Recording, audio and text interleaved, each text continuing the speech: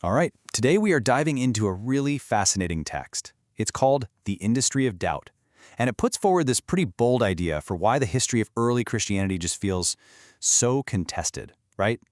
It argues that pretty much all those competing stories you hear, they all start from the exact same hidden rule. You know, if you've ever dipped your toes into the history of Jesus, you've probably felt this. It's like this dizzying storm of different stories. Was Jesus a political revolutionary? Or maybe a mystical sage? Did Paul totally hijack the original faith? It can feel like this huge, chaotic mess of claims. And it really makes you wonder, right? Why can't historians just agree on the basic story? And I'm sure you've seen the book covers, right? Titles promising to unlock secrets, reveal suppressed gospels, or expose some hidden history. Each one feels like a totally different piece of this super confusing puzzle. But here's the kicker. The source we're looking at today argues that these stories, which seem so different on the surface, well, they're not so different at all. In fact, it claims they all kick off from the very same starting line. So, that leads us right to the core of the argument. The text basically says that under the hood of all these different histories, there's this one single unspoken rule that's driving everything. It's the thing that shapes every single conclusion. And what is that rule? Well, it's baked right into what's called the secular academic method. Now, the source is really clear on this point. This method isn't necessarily anti-religious or anything like that. Think of it more like the rules of a game. It just sets the boundaries for the discipline of history. So if you're a historian playing by these rules, you have to explain things like, say, the rise of Christianity, using only natural human factors. We're talking politics, sociology, human psychology, that kind of stuff.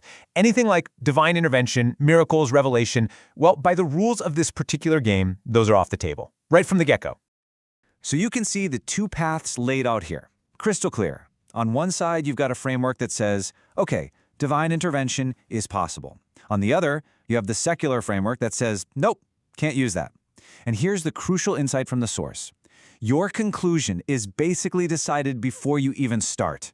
It's all about your starting assumption. I mean, think about it. If you begin by saying, a real, literal resurrection is impossible, then you are forced to find some other explanation for how Christianity exploded onto the scene. You have no other choice. Okay, so how does this actually play out in the real world? Well, the text we're looking at zeroes in on a few key scholars as case studies, really. It uses them to show how this one rule, over and over again, leads to the same type of conclusion, even if the little details are different. First up, let's talk about Bart Ehrman. He's probably one of the most famous proponents of this idea that way back in the beginning, there wasn't just one Christianity.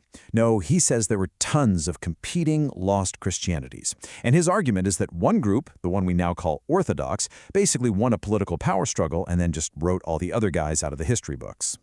And according to our source, this conclusion is almost, well, it's inevitable, but only if you're playing within that specific framework.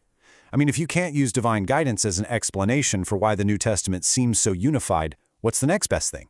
The simplest human explanation is a power struggle, right? Factions fighting it out, competition, and yeah, the winners get to write the history. The source's whole point is that this looks less like a historical discovery and more like a required move, a methodological assumption. All right, next up is Elaine Podgels. Her work really focuses on the Gnostic Gospels. You know, that amazing collection of ancient texts they found in Nag Hammadi in Egypt? She holds these up as proof, as evidence of an early, suppressed kind of Christianity, one that was all about personal enlightenment and not so much about church hierarchy and authority. But here's the critique from our source. It points out that those Gnostic texts, they're mostly from the 2nd century or even later. So the argument is that Pagels is taking the ideas from these later documents and kind of projecting them backward in time, onto the very 1st century. And in doing so, she creates this alternative Christianity that, maybe a little too conveniently, fits our modern love for spirituality without all the rules and institutions. See the pattern? Once again, it's about reinterpreting history to fit inside that non-supernatural box. Then you've got Reza Aslan and his super popular book, Zealot. In his version, Jesus is completely reconstructed as this politically charged revolutionary, a freedom fighter going up against Rome. And in this story, the whole idea of a divine, resurrected Christ, that was just something his followers made up later, a way to keep the movement from dying out after their leader was executed. And our source's take on this is pretty blunt. It basically claims that Aslan starts with a modern secular worldview and then goes back and cherry-picks history to make it all fit. The text makes a strong point that this idea of Jesus the revolutionary, well, you just don't find much support for it at all in the earliest Christian documents that we actually have.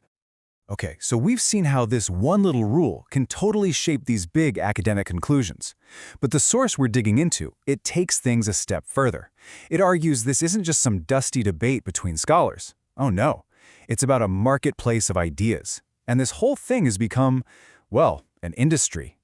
The heart of this argument is what the source calls an academic economy. The claim is that a whole system has popped up where skepticism itself is a product you can sell. Big publishing deals, TV appearances, academic clout, a lot of that, it argues, goes to people who come up with conclusions that challenge traditional faith, as long as they play by those naturalistic, non-supernatural rules. And let's be honest, it's pretty easy to see what sells, right? Secrets, controversy, hidden histories. That's the stuff that makes for amazing documentaries and New York Times bestsellers. The source makes the point that a story about, hey, things were actually pretty consistent and unified, that's just a way tougher sell than a story about a massive conspiracy or some secret suppressed faith. So what's the counter-argument here? What does the source text push back with?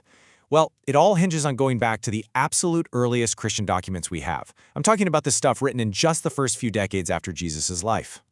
And this is where we get a real head-to-head clash of two different models. On one side, you've got the lost Christianities theory. The source says this idea leans really heavily on evidence from the 2nd century to make its case for all this early diversity. But on the other side, you have what the text calls the early unity model. And this model says, whoa, hold on. If you look at the really early stuff from like 30 to 60 AD, what you actually find is a picture that's surprisingly consistent. So if you actually dive into those first writings, like the letters from Paul, the source argues they show this incredible agreement on the big stuff.